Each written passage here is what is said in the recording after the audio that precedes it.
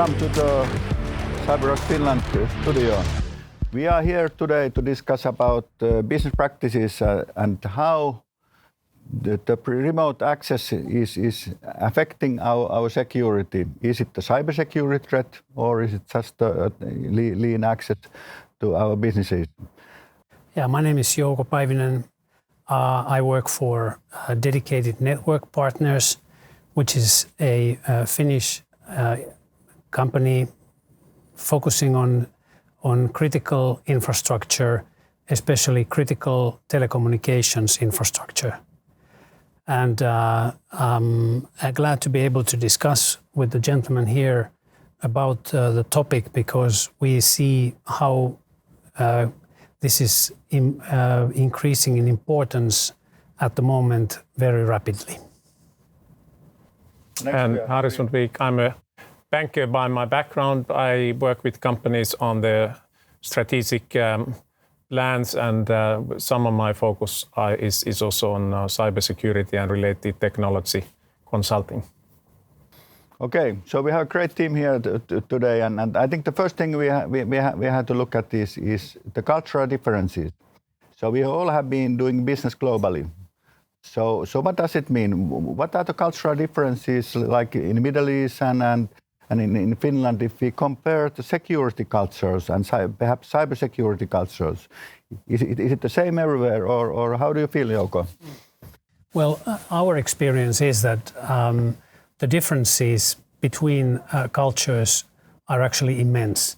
We have here something of a simple drawing showing, the main differences in a form of a continuum. On one hand, we have cultures and backgrounds where people are being trusted, and to some extent to very high level. There are, in the Western countries, it's quite typical nowadays that different companies actually run operations for each other, and you outsource great number of your critical tasks to outsiders. And then we have cultures where you just simply don't trust anybody. You kind of like grow into a setup where you don't trust another company, you don't trust another person. You just like start from a almost like a position of a distrust. And if we kind of look at our experience from working in different cultures in Middle East, in Arab countries, in Israel, people don't trust people. It's just simply, you kind of like have to suspect everybody. In Western cultures, we have a very high level of trust, and especially it seems that we are very much trusting the governments, and government institutions are somehow in the Western mind very trustworthy. So the societies are different, and in a way in our culture in Europe, it goes without saying that the government have to be able to serve the citizens with a trusted environment. And perhaps that's something. What about technology? Do you think that we are in Western countries too much relying on the technological solutions? Well, that's another dimension here. The vertical dimension is showing how in the Western, or our experience is that in the West, typically people trust the technical solutions to be very critical in sort of like enabling better sort of like security levels, and in you could say, if I may again refer to the Middle Eastern cultures, that's the total opposite. So the technical solutions are good, but they never replace the fact that you have to still somewhat be cautious in a situation that the technical solution fails for a reason or another. Harri, do you share Jouko's evaluation, or how do you see the cultural differences? I think what is bringing us together, be it the Western world, be it the Middle East, is the, if you like, the sort of new world in technology terms. And I think the new interesting thing, and we talk about trust here, is that simplistically speaking, trust in the old world was a bit of a picture taken any moment on the people and on the technology. And if it passed the test, it's sort of good to go. In the new world, and increasingly in the complex modern world, the environment is evolving all the time. New technologies are being introduced. So from that sort of complexity comes the requirement for essentially, yes, you trust at moment one, but you equally need to be continuously monitoring what is happening around you. And I think the recent major incidents in cybersecurity prove that point, that yes, there was a system in place, there were the trustworthy people, and everything seemed to be fine. And then one sunny morning, somebody pressed the button and say, I want to have the update. And guess what? Then it was a completely sort of different picture. So I think this is where, in some way, the world is coming together.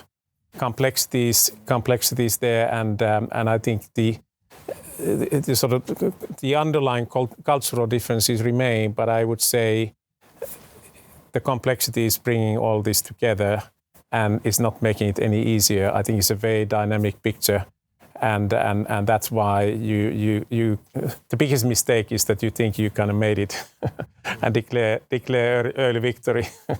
Okay, so Harri, you are experienced director, and so where do you put the trust of the line? Well, I would go back to I spent 28 years of my life in banking environment where, because of the money laundering background, they introduced this term, 15 years ago, which is known as KYC, Know Your Client. And I've been privileged to work with two of the global financial firms. And they basically take that view that it doesn't really matter where the client is coming from. Is it the neighbor? Is it somebody in another country? Or is it the other part of the world? It still needs to meet that same test. And I'm kind of saying that if you really follow that premise of the requirement for trust, you need to apply the same standard regardless of where you run your business. And I think it's highly relevant for the environment and client base that Jouko is talking about. So Jouko, you pointed out the problem on outsourcing. So the companies, they are more and more outsourcing the services and also the critical services. So and they don't perhaps have any more enough know-how in their own hands. So what is your recommendation? So how much you can outsource if you are serving a critical sector of the society like energy or healthcare? So how much you can outsource your services? Where to find the balance? You should always keep the most critical processes in your own hands. You should have the adequate staffing, personnel, competence, resources to tackle all the most critical situations that you can foresee. And as far as the lesser, let's say, important things, you selectively then go into outsourcing them. The difficulty with the outsourcing is that it's become a kind of a fashion thing.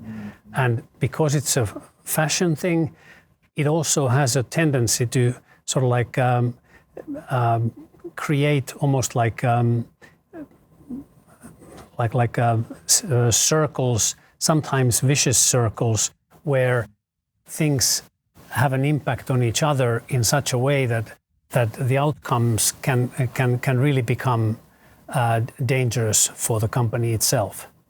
So how do company leaders then know what is so critical that it should not be outsourced? So how do assess this problem? Well, obviously being able to prepare yourselves for the worst catastrophes is the key thing to avoid, because you don't want your company to sort of like fall on their knees because of some sort of a security failure. And in order to be ready for that one, your infrastructure has to sort of like be designed in such a way that it cannot happen, or then if it does happen, you have the necessary resources to bring back the situation in a matter of, let's say, short time and not a long time. So the company leaders, they have to know the maturity level of the company, and then they have to do a comprehensive risk assessment, cyber risk assessment to know what is critical. So they also have to know the threat, what is behind. So we are living in the world where everything is evolving all the time. So how do you, Harry, what about SolarWinds? We all have been reading on that.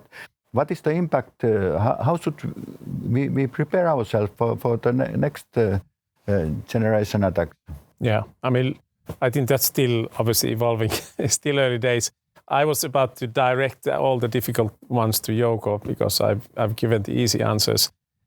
I think what you are saying, and this is fascinating from the sort of leadership standpoint, and I would love to get Jouko's reaction, because once you go through what you rightly pointed out, the sort of strategic level, what is actually happening, having the sort of picture right, and so how do you Jouko, as a leader in any critical infrastructure enterprise, how do you deal with that as a leader? You go through that process, you come to a point where you say, hold on, this is not exactly right.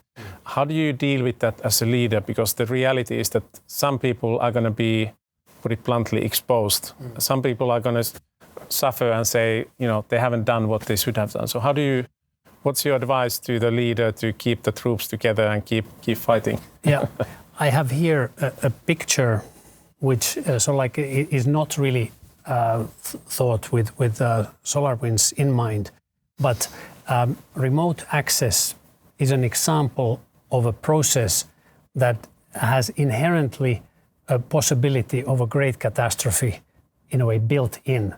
And this so happened to materialize in the case of SolarWinds, but it could happen in any other company if one doesn't watch it.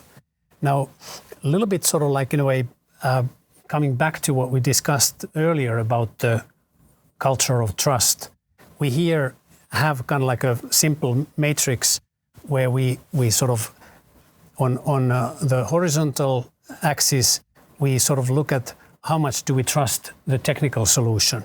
And on a vertical axis, we see how much we trust on the people. And in a way, then we have like plugged in this model the topic of the remote access specifically in all these different cases. What happens when we trust the people and when we trust the technical solutions? What kind of technical solutions do we sort of move into? I think that the case of SolarWinds would be just there. You trust the technology, you trust the company, and you kind of like in a way put all your eggs in one basket, and when that fails, boom, down you go. Now, we, in a way, in thinking of what's going to and what is happening in the world, we kind of see that there's a need for a culture shift within your own company, within your own operation. May that be now a critical infrastructure provider, like a power company, railroad company, etc.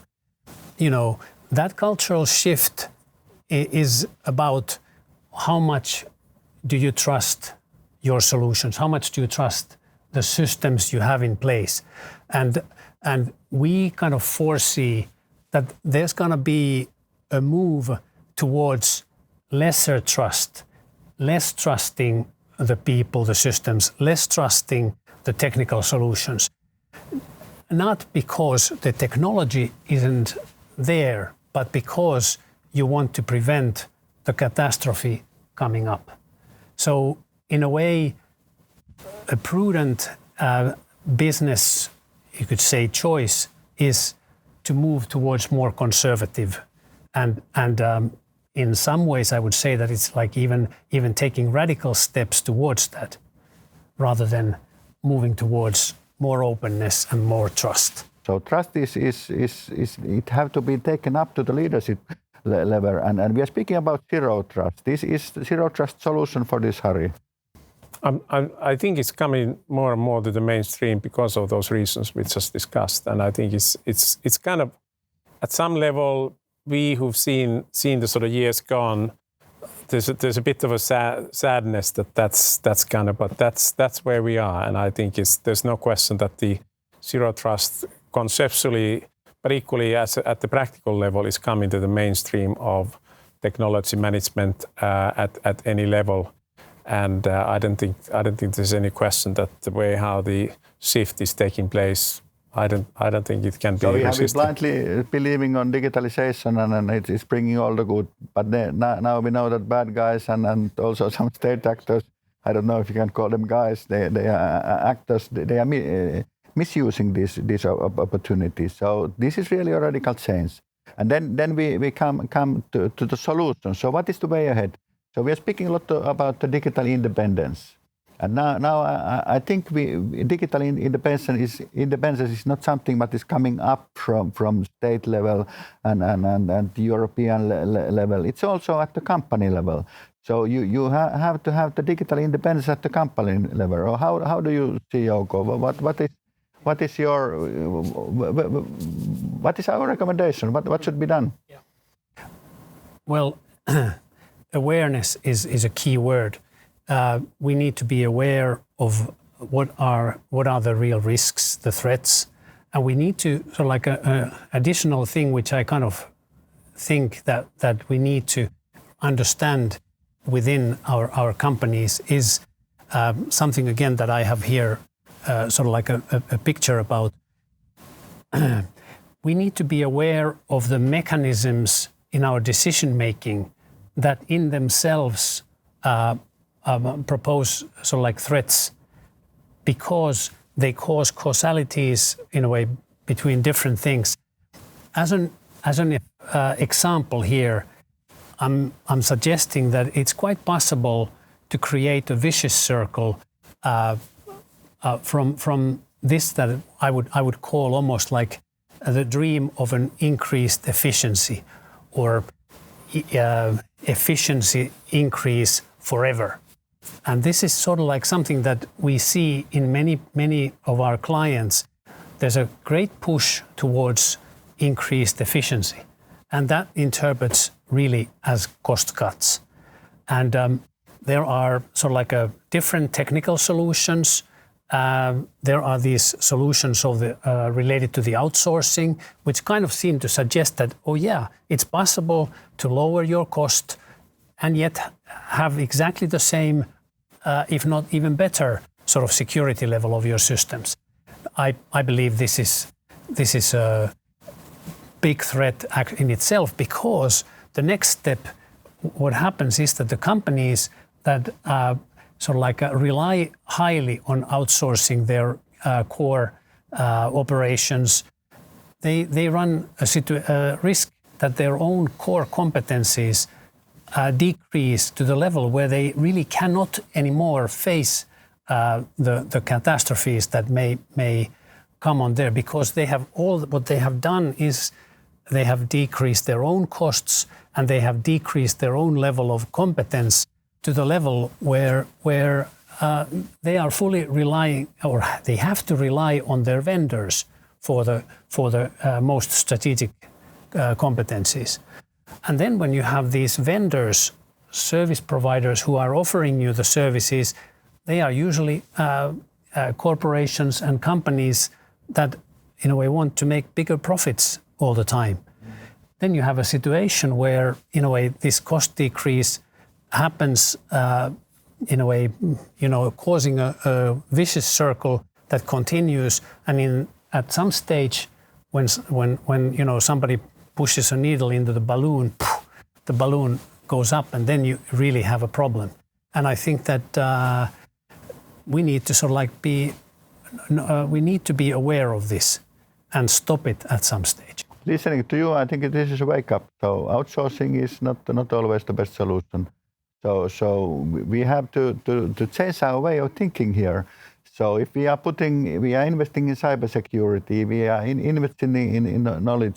If we are keeping the key assets in our own hands, then we are more competitive. Then we can build the resilience, and then when we are in long run we are successful, and in long run we are saving money, and so it's good for the business. So Harry. Yeah, I mean, I think you put it so well. I think the critical infrastructure actors are going to have to play in the front of what we call sort of proactive management of cybersecurity and taking precisely those steps that you mentioned. And the interesting thing, this is I love this picture, and it's worth keeping this in mind the next 4 or 5 weeks when we see all the major utilities coming with their 2020 results. 2 things everybody will want to say, particularly the power utilities. They want to say, number 1, we're going to sort of renewable energy in a major way. That's what they're going to say for their revenues. And guess what? They're going to say precisely this thing on their cost. And when they say those 2 things, more renewables, less cost is down, the equity price is going to react positively. They all say the same. And this is going to be tricky for the political decision makers, because I would argue that there's certain part of this sort of critical infrastructure actors that actually they shouldn't be listed companies, because the listed companies follow this model. So if I'm reading you right, so you are looking for more offensive cyber approach. So it's not what we have done. It's good. We have perhaps too much just explaining the threat, but not really looking what is the key to success. What is really the best possible solution, and we have to be in a way offensive. So we build our resilience in a higher level, that everyone knows that this is in a way deterrence, cyber deterrence. So perhaps our last conclusion is that this is not too difficult. You just do the right things, and the timing is right. Then you can be more successful in the future. I thank you, gentlemen. It was really a fruitful discussion, and let's continue this in the future. Yeah.